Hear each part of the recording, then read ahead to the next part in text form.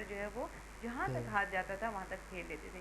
جب بھی آپ یہ محسوس کریں کہ کوئی مجھے دیکھ رہا ہے اور ہو سکتا ہے یہ حسد کرے یا کوئی آپ کی کامیابی کا موقع ہے تو آپ اس کو پڑھ کے اپنے پر دام کر لیں. تو دیکھیے نا یہ آپ اس سے بچ جائیں گے حاسد کی نظر سے. دوسرا یہ کہ ایک اہم بات ہے کہ اپنی چیزوں کو وہ کہتے ہیں نا کہ بہت زیادہ لوگوں کے سامنے شو آف کرنا, یعنی بتانا جتانا اور ہے نا وہ یہ بھی نہیں ہونا چاہیے. وہ خود اس سے نمائی بھی خود بخود یہ کی ایک ہوتا ہے نا شکل کہ جی ہم حد سے زیادہ بڑھ جاتے ہیں ہر چیز کے اندر. تو ہمیں اعتدال کا رستہ اختیار کرنا چاہیے ہر چیز کے اندر. بہت اچھے سے جواب دیا. اچھا محترمہ, روزہ جو ہے ہمیں بہت ساری پرہیزگار بناتا ہے, متقی بناتا ہے, صبر کرنے کی تلقین عطا کرتا ہے اور ہمیں ہر طرح کی برائی سے محفوظ رکھتا ہے. اسی طرح حسد بھی ایک برائی ہے.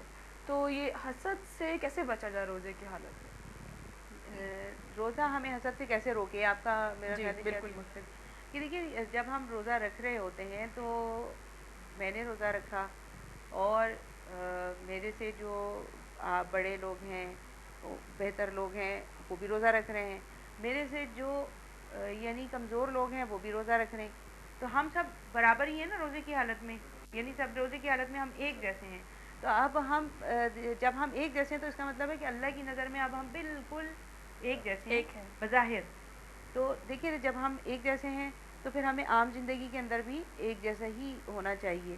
کم از کم یعنی جو اپنے سے جو یعنی کمتر لوگ ہیں, کم میں یہ بڑا عجیب لفظ ہے لیکن مطلب میں کم حیثیت لوگ ہیں, تو ان کے دکھ کو, ان کے درد کو اور ان کی تکالیف کو سمجھنا چاہیے, محسوس کریں. محسوس کرنا چاہیے.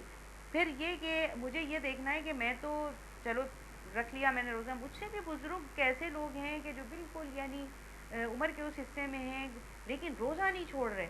تو آپ دیکھیے اس سے میرے اندر طاقت جو ہے وہ آئے گی اور میں ان لوگوں سے یعنی نہیں وہ کروں گی, جیلسی میری نہیں ہوگی کہ جو مجھ سے کمزور ہیں. دیکھیے نا ایک یہ بھی بات ہے.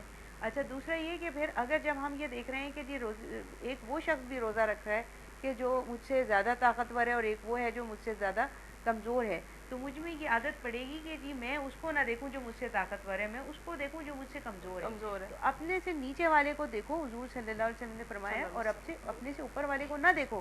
تو نیچے والے کو دیکھنے سے میرے اندر وہ چیز ایک کم صبر آ ہوگی, جاتا ہے. صبر آئے گا. صبر کی جو طاقت پیدا ہوگی تو حسد خود بخود ہی ختم ہو جائے گا. جب انسان کے اندر صبر آ جاتا ہے تو پھر حسد ختم ہو جاتا ہے.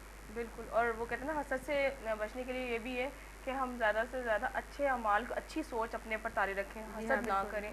تو یہ چیز ہے کہ آپ حسد سے بچا جا سکتا ہے. قرآن کریم کے اندر ہے نا کہ وَاسْتَعِینُوا بِالصَّبْرِ وَالصَّلَاةِ, کہ صبر سے اور نماز سے مدد لو, ہے نا. یہ وَاللَّهُ مَعَ الصَّابِرِينَ, بے شک اللہ تعالیٰ صبر کرنے والوں کے ساتھ ہے. جب ہم یہ سوچ لیں گے کہ جی اللہ تعالیٰ صبر کرنے والوں کے ساتھ ہے, جو دوسری نعمت دوسرے کو دی اللہ نے, وہ نعمت مجھے یقیناً ملے گی, لیکن کب ملے گی؟ جب میں صبر کروں گا. بے شک. اور روزہ جو ہے ان کافی ساری برائیوں سے ہمیں محفوظ رکھتا ہے, اسی طرح ہی حسد سے بھی ہمیں محفوظ رکھتا ہے. اور ہماری کوشش ہونی چاہیے کہ ہم اچھے اعمال کریں, نہ صرف رمضان المبارک کے بابرکت مہینے میں ہی نہیں بلکہ 11 مہینے میں بھی اپنی اس ٹریننگ کو جاری رکھیں. محترمہ آپ کی تشریف آوری کا بہت بہت شکریہ. شمان عثمان آپ کا, رمیز آپ کی تشریف آوری کا بہت بہت شکریہ. پروگرام کا ڈیوریشن اب ختم ہوتا ہے, ہم آپ سے لیں گے اب اجازت, ایک نئے موضوع کے ساتھ, ایک نئے خیال, ایک نئی سوچ کے ساتھ آپ کی خدمت میں پھر دوبارہ حاضر ہوں گے. اللہ تعالی ہمیں روزے رکھنے کی توفیق عطا فرمائے. اللہ نگہبان. زمین و زمان تمہارا